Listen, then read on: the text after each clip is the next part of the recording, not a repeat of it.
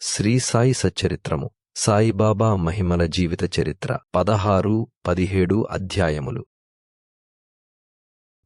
బ్రహ్మజ్ఞానమును త్వరగా సంపాదించుట. గత అధ్యాయములో చోల్కరు తన మ్రొక్కునెట్లు చెల్లించెనో, బాబా దాని నెట్లు ఆమోదించెనో చెప్పితిమి. ఆ కథలో ఏ కొంచెమైనను భక్తి ప్రేమలతో నిచ్చిన దానిని ఆమోదించెదననియు, గర్వముతోనూ అహంకారముతోనూ ఇచ్చిన దానిని తిరస్కరించదననియు బాబా నిరూపించెను. బాబా పూర్ణ సచ్చిదానంద స్వరూపుడగుటచే కేవలం బాహ్యతంతును లక్ష్యపెట్టేవారు కారు. ఎవరైన భక్తి ప్రేమలతో నేదైన సమర్పించినచో మిక్కిలి సంతోషముతో ఆత్రముతో దానిని పుచ్చుకునడివారు. నిజముగా సద్గురుసాయి కంటే సుధార స్వభావులు, దయార్ద్ర హృదయులు లేరు. కోరికలు నెరవేర్చు చింతామణి, కల్పతరువు వారికి సమానము కావు. మనము కోరినదెల్లనిచ్చు కామధేనువు కూడా బాబాతో సమానము కాదు. ఏలన అవి మనము కోరునవి మాత్రమే ఇచ్చును. కాని సద్గురువు అచింత్యము అనుపలభ్యమునైన ఆత్మసాక్షాత్కారమును ప్రసాదించును. ఒకనాడొక ధనికుడు సాయిబాబా వద్దకు వచ్చి బ్రహ్మజ్ఞానమును ప్రసాదించుమని బతిమాలెను. ఆ కథ ఇచ్చట చెప్పుదును. సకలైశ్వర్యములననుభవించుచున్న ధనికుడొకడుండెను. అతడు ఇండ్లను, ధనమును, పొలమును, తోటలను సంపాదించెను. వాని కనేకమంది సేవకు లుండెడివారు.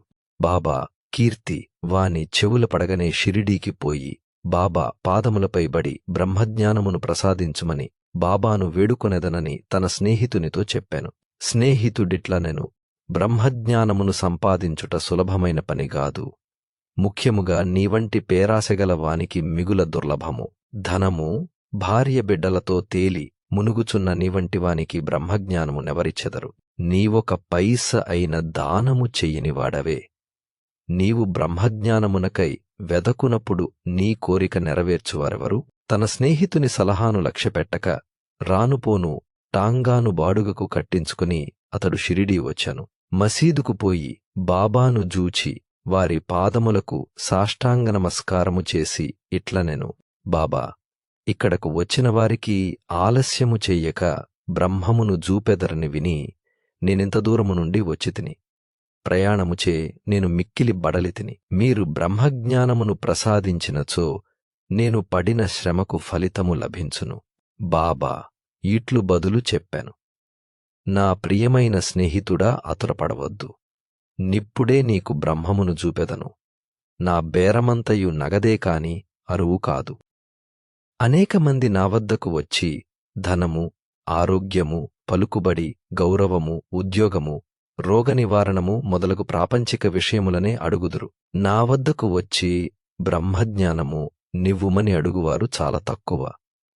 ప్రపంచ విషయములు కావలెనని అడుగువారికి లోటు లేనే లేదు. పారమార్థికమై యోచించువారు మిక్కిలి అరుదు. కావున నీవంటివారు వచ్చి బ్రహ్మజ్ఞానము కావలన్ని అడుగు సమయము శుభమైనది, శ్రేదాయకమైనది. కనుక సంతసముతో నీకు బ్రహ్మమును దానికి సంబంధించిన వాని నన్నిటినీ జూపెదను. ఇట్లని బాబా వానికి బ్రహ్మమును జూపుటకు మొదలెడెను. వాని నక్కడ కూర్చుండుమని ఏదో సంభాషణలోనికి దించెను. అప్పటికాతడు తన ప్రశ్న తానే మరచునట్లు చేసెను. ఒక బాలుని బిలచి నందుమార్వాడి వద్దకు బోయి 5 బదులు తెమ్మనెను. కుర్రవాడు పోయి వెంటనే తిరిగి వచ్చి నందు ఇంటివద్ద లేడనియు వాని ఇంటి వాకిలికి తాళము వేసి యున్నదనియు చెప్పాను. కిరాణ దుకాణుదారు బాలా వద్దకు పోయి అప్పు తెమ్మని బాబా అనెను. ఈసారి కూడా కుర్రవాడు వట్టి చేతులతో తిరిగి వచ్చాను. ఇంతకిద్దరూ 3 వద్దకు పోగా ఫలితము లేకపోయాను.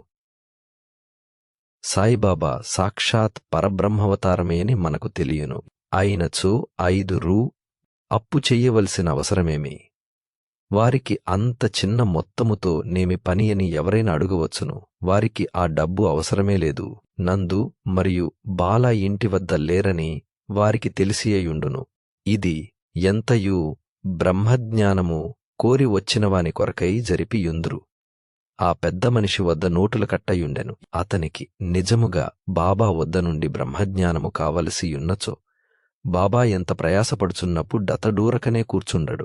బాబా ఆ పైకమును తిరిగి ఇచ్చివేయునని కూడా వానికి తెలియను. అంత చిన్న మొత్తమైనప్పటికీ వాడు తెగించి ఇవ్వలేకపోయాను. అట్టివానికి బాబా వద్దనుంచి బ్రహ్మజ్ఞానము కావలెనట.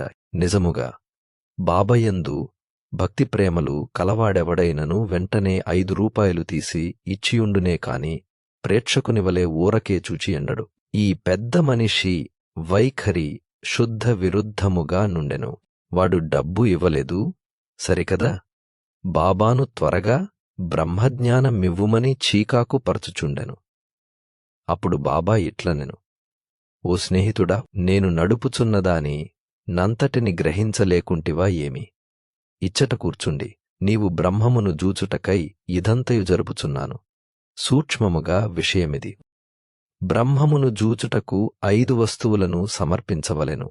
అవి ఏవన: 1 పంచప్రాణములు, 2 పంచేంద్రియములు, 3 మనస్సు, 4 బుద్ధి, 5 అహంకారము. బ్రహ్మజ్ఞానము లేదా ఆత్మసాక్షాత్కారమునకు బోవుదారి చాలా కఠినమైనది. అది కత్తివాదలవలే మిక్కిలి పదునైనది. అట్లనుచు బాబా ఈ విషయమునకు సంబంధించిన సంగతులన్నీయు చెప్పాను. వానిని క్లుప్తముగా ఈ దిగువ పొందుపరచితిమి. బ్రహ్మజ్ఞానము లేదా ఆత్మసాక్షాత్కారమునకు యోగ్యత అందరును తమ జీవితములో బ్రహ్మమును చూడలేరు. దానికి కొంత యోగ్యత అవసరము. 1 ముముక్షుత లేదా స్వేచ్ఛనందుటకు తీవ్రమైన కోరికెవడైతే తాను బద్ధుడనని గ్రహించి బంధనముల నుండి విడిపడుటకు తనిశ్చయుడై శ్రమపడి ఇతర సుఖములను లక్ష్యపెట్టక దానిని పొందుటకై ప్రయత్నించునో వాడు ఆధ్యాత్మిక జీవితమున కర్హుడు. 2 విరక్తి లేదా ఇహపర సౌఖ్యములందు విసుగు చెందుట. ఇహపరలోకములందు గల గౌరవములకు విషయములకు విసుగు చెందినగాని పారమార్థిక రంగములో ప్రవేశించుటకు అర్హత లేదు. 3 అంతర్ముఖత. మన ఇంద్రియములు బాహ్యమును జూచుటకే భగవంతుడు సృజించియున్నాడు. కనుక మనుష్యుడెప్పుడును బయటనున్న వానిని చూచును. కాని ఆత్మసాక్షాత్కారము లేదా మోక్షమును కోరువాడు దృష్టిని లోపలకు పోనిచ్చిలోనున్న ఆత్మనేకధ్యానముతో చూడవలయును. 4 పాప విమోచన పొందుట. మనుష్యుడు దుర్మార్గ మార్గము నుండి బుద్ధిని మరలించనప్పుడు, తప్పులు చేయుట మాననప్పుడు, మనస్సును చలింపకుండా నిలబెట్టలేనప్పుడు జ్ఞానము ద్వారా కూడా ఆత్మసాక్షాత్కారమును పొందలేదు. 5 సరియైన నడవడి. ఎల్లప్పుడు సత్యము పలుకుచు, తపస్సు చేయుచు, లోన జూచుచు బ్రహ్మచారిగా నుండినగాని ఆత్మసాక్షాత్కారము లభించదు. 6 ప్రియమైన వానికంటే శ్రేయస్కరమైన వానిని కోరుట. లోకములో 2 తీరుల వస్తువులున్నవి. 1 మంచిది, 2వది సంతోషకరమైనది. మొదటిది వేదాంత విషయములకు సంబంధించినది, 2వది ప్రాపంచిక విషయములకు సంబంధించినది. ఈ 2ను మానవుని చేరును. వీనిలో నొకదానిని అతడెంచుకొనవలెను. తెలివిగలవాడు మొదటిదానిని అనగా శుభమైన దానిని కోరును. బుద్ధి తక్కువవాడు 2వదానిని కోరును. 7 మనస్సును ఇంద్రియములను స్వాధీనమందుంచుకొనుట. శరీరము రథము, ఆత్మ దాని అజమాని. బుద్ధి ఆ రథమును నడుపు సారథి, మనస్సు కళ్ళెము, ఇంద్రియములు గుర్రములు. ఇంద్రియ విషయములు వాని మార్గములు. ఎవరికి గ్రహించు శక్తి లేదో, ఎవరి మనస్సు చంచలమైనదో, ఎవరి ఇంద్రియములు అస్వాధీనములో వాడు గమ్యస్థానమును చేరడు. చావుపుట్టుకల చక్రములో పడిపోవును. ఎవరికి గ్రహించు శక్తి గలదో, ఎవరి మనస్సు స్వాధీనమందున్నదో, ఎవరి ఇంద్రియములు స్వాధీనమందుండునో వాడు గమ్యస్థానము చేరును. ఎవరు తన బుద్ధిని మార్గదర్శిగా గ్రహించి తన మనస్సును పగ్గముతో లాగి పట్టుకొనగలడో వాడు తన గమ్యస్థానమును చేరగలడు, విష్ణుపదమును చేరగలడు. 8 మనస్సును పావనము చేయుట. మానవుడు ప్రపంచములో తన విధులను తృప్తిగా ఫలాపేక్ష లేకుండా నిర్వర్తించని ఎడల నతని మనస్సు పావనము కాదు. మనస్సు పావనము కానిదే అతడు ఆత్మసాక్షాత్కారము పొందలేడు. పావనమైన మనస్సులోనే వివేకము, వైరాగ్యము మొలకలెత్తి క్రమముగా ఆత్మసాక్షాత్కారమునకు దారితీయును. అహంకారము రాలిపోనిదే, లోభము నశించనిదే, మనస్సు కోరికలను విడిచిపెట్టనిదే ఆత్మసాక్షాత్కారమునకు అవకాశము లేదు. నేను శరీరమనుకొనుట గొప్ప భ్రమ. ఈ అభిప్రాయమం దభిమాన ముండుటయే బంధమునకు కారణము. నీవాత్మ సాక్షాత్కారమును కాంక్షించినచో నీ అభిమానమును విడువవలెను. 9. గురువు యొక్క యావశ్యకత. ఆత్మజ్ఞానము మిక్కిలి సూక్ష్మము మరిము గూఢమైనది. ఎవ్వరైనను తమ స్వశక్తిచే దానిని పొందుట కాసించలేరు.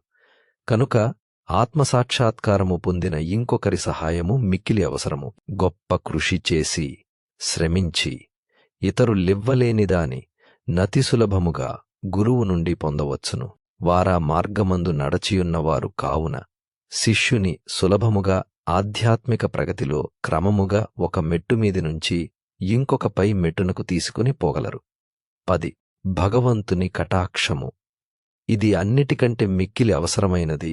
భగవంతుడు తన కృపకు పాత్రులైన వారికి వివేకమును వైరాగ్యమును కలుగజేసి సురక్షితముగా భవసాగరమును తరింపజేయగలడు. వేదము లభ్యసించుట వల్లగాని, మేధాశక్తి వల్లగాని, పుస్తక జ్ఞానము వల్లగాని ఆత్మానుభూతి పొందలేరు. ఆత్మ ఎవరిని వరించునో వారే దానిని పొందగలరు. అట్టి వారికే ఆత్మ తన స్వరూపమును తెలియజేయు నన్ని కఠోపనిషత్తు చెప్పుచున్నది. ఈ ఉపన్యాసము ముగిసిన పిమ్మట బాబా ఆ పెద్ద మనుష్యుని వైపు తిరిగి, అయ్యా, నీ జేబులో బ్రహ్మము 50 5 రూపాయల నోట్ల రూపముతో నున్నది. దయచేసి దానిని బయటకు దీయుము అనెను. ఆ పెద్ద మనుష్యుడు తన జేబు నుంచి నోటుల కట్టను బయటకు దీసెను. లెక్కపెట్టగా సరిగా 25 10 రూపాయల నోట్లుండెను. అందరూ మిక్కిలి ఆశ్చర్యపడిరి. బాబా సర్వజ్ఞత్వమును జూచి వాని మనస్సు కరగెను. బాబా పాదములపై బడి వారి ఆశీర్వదమునకై వేడెను. అప్పుడు బాబా ఇట్లనెను, నీ బ్రహ్మపు నోటుల కట్టలను చుట్టిపెట్టుము. నీ పేరాశను లోభమును పూర్తిగా వదలనంతవరకు నీవు నిజమైన బ్రహ్మమును చూడలేవు. ఎవరి మనస్సు ధనమందు, సంతానమందు, ఐశ్వర్యమందు లగ్నమయ్యున్నదో వాడ అభిమానమును పోగొట్టుకొననంతవరకు బ్రహ్మము నెట్లు పొందగలడు. అభిమానమనే భ్రమ ధనమందు తృష్ణ దుఃఖమను సుడిగుండము వంటిది. అది అసూయ అహంకారమను మొసళ్లతో నిండియున్నది.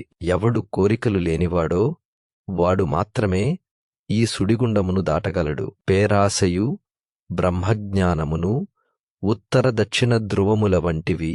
అవి శాశ్వతముగా ఒకటికొకటి బద్ధవైరము గలవి. ఎక్కడ బ్రహ్మము గూర్చి ఆలోచించుటకు గాని ధ్యానమునకు గాని తావులేదు.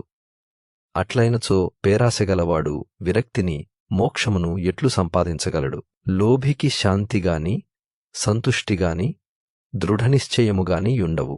మనస్సునందేమాత్రము పేరాశయున్నను సాధనలన్నీయు నిష్ప్రయోజనములు.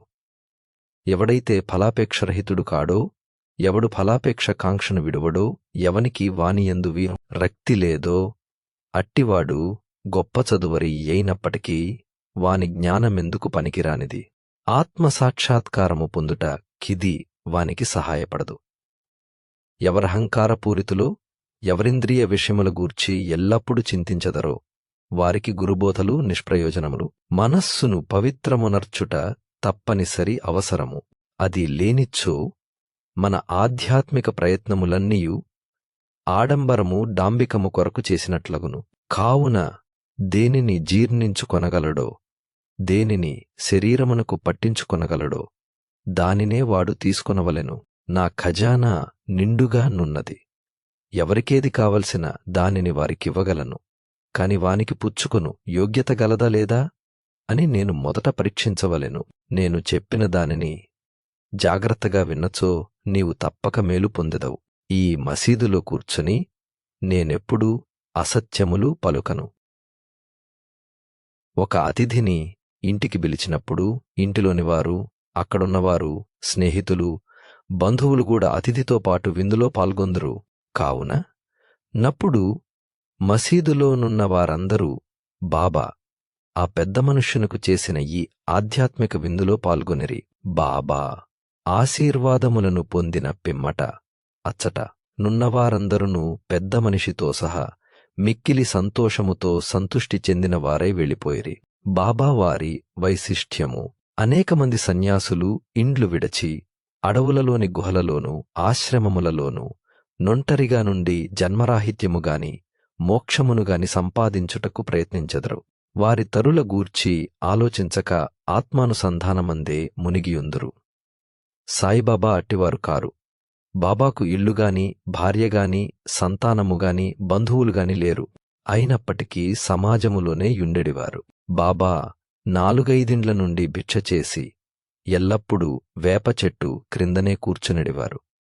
లౌకిక విషయములందు మగ్నులై ఈ ప్రపంచములో నెట్లు ప్రవర్తించవలయునో జనులకు బోధించెడువారు. ఆత్మసాక్షాత్కారము పొందిన పిమ్మట గూడా ప్రజల క్షేమమునకై పాటుబడు సాధువులు యోగులు మిక్కిలి అరుదు. సాయిబాబా ప్రజలకై పాటుబడు వారిలో ప్రథమగణ్యులు. కనుక హేమడ్ పంతు ఇట్లు చెప్పాను: ఏ దేశమునందు ఈ అపూర్వమైన విలువగల పవిత్రరత్నము పుట్టినదో ఆ దేశము ధన్యము. ఏ కుటుంబములో వీరు పుట్టిరో ఎదియు ధన్యము. ఏ తల్లిదండ్రులకు వీరు పుట్టిరో వారును ధన్యులు. 16-17 అధ్యాయములు సంపూర్ణము.